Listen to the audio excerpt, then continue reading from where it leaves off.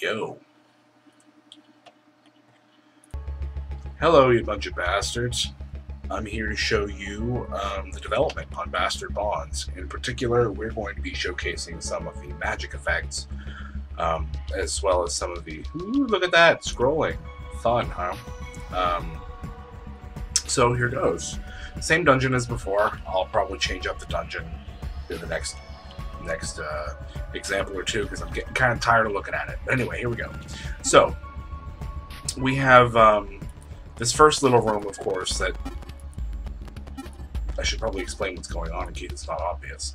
There's a door right here, which we can see behind, because the characters can see the spaces behind it, so that's fine.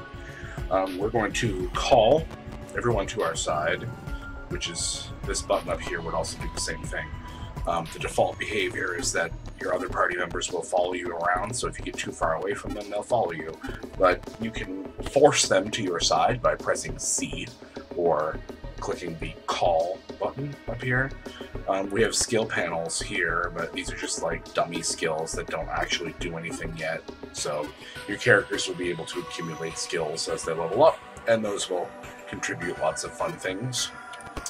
Anyway, so we're going to throw some equipment on.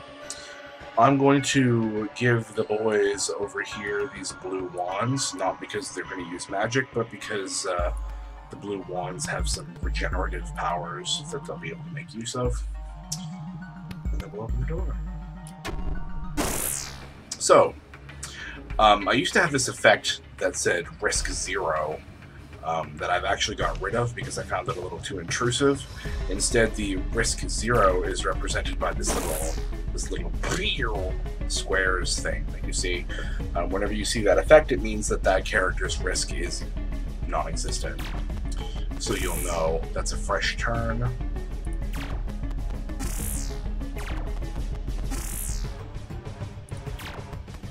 So we'll get into combat. Blades will start flying. We have a very small amount of risk. I will try for it and succeed. Well, you'll also notice I have a Q up here now. A nice visible combat Q that shows you. The blue arrow says if you take a cautious action, this is where you go. If you take a reckless action, this is where you go. So you can see the position of the arrow changes. This zombie being after the next doesn't get to go until everybody on this side is done.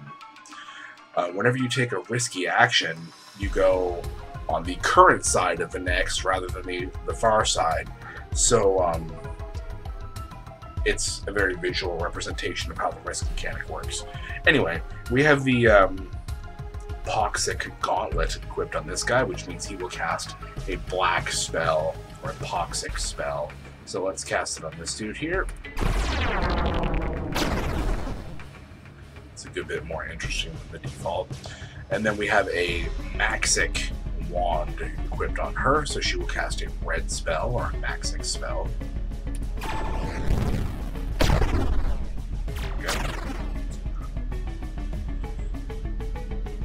Let's shift some of these over here. It won't really matter, but you can access every inventory slot at any time, but you can only access the person whose turn it is, their equipment. So I can put stuff on him and put it in somebody else's bag, but I can't say take this guy's weapon or take her weapon because it's not her turn. So anyway, we're going to fight the zombie. Oh, and we're going to fumble. That was really bad. So he's taking extra damage right now. He's got about 50% risk. I don't like that. I'm going to do a cautious attack. Not risk it. And you can see he had a little thing that popped up that said max HP because this wand is giving him some regeneration, which is fine. We're going to equip this item here, which is a Luxic Jewel, which will cast the Lux spell, which is my personal favorite. So we'll cast a Lux spell on this zombie. I love that one. And then we'll equip this book, which will cast a Rex spell on the zombie. Very high risk, so I'm going to do it cautiously. I like the Rex spell because it sounds like a motorcycle revving. That makes me happy. Okay, new fresh turn, as you can tell by that sound effect. So we're gonna do some reckless attacks. We'll cast Lux on this zombie again. And I should probably take the blue one and show you what Nyx looks like. This is Nyx.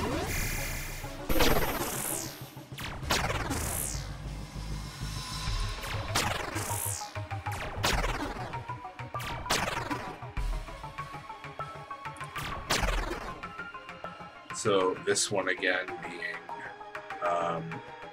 Lux.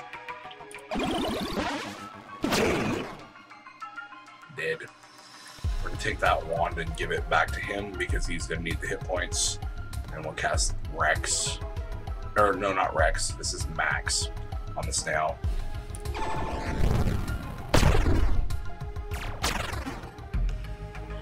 He's going to equip that wand again. And the zombie's nearly dead. I'm trying to kill it. Woohoo! Oh, he fumbled, but he regenerated a little bit because of the blue wand. So we're going to actually have him do a cautious attack. The snail fumbles. That's lovely. And we'll cast Lux on the snail. And then let's take this and we'll cast Pox on the snail. I like that one a lot too. And there we have it. Combat over. You can see he's bleeding quite a bit because he took a lot of damage. He's got 13 hit points left. If I pull up his skills page, you can see his gauge of hit points, and it's really not very high. He needs some, he needs a potion, which I don't have.